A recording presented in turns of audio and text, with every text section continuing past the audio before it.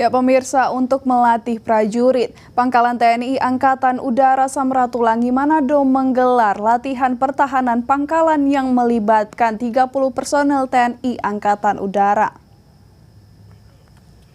Untuk melatih dan menyegarkan kembali insting bertempur prajurit, Pangkalan TNI Angkatan Udara Samratulangi Manado menggelar latihan pertahanan pangkalan di Kecamatan Kakas, Kabupaten Minahasa.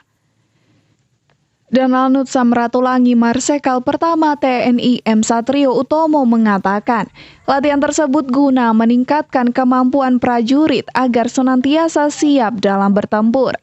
Ini dalam rangka untuk meningkatkan insting dari para prajurit, baik insting bertempur maupun insting untuk melaksanakan pengamanan wilayah, sehingga latihan pertahanan pangkalan yang dilaksanakan oleh Lanut Samratulangi sudah mencapai objektif yang diharapkan, di mana kita bisa menjalankan skenario itu dengan baik dan kita pun bisa melaksanakan teknik tempur dasar yang sudah dilatihkan oleh personil-personil Pasgat TNI Angkatan Udara yang berada di Kalawiran.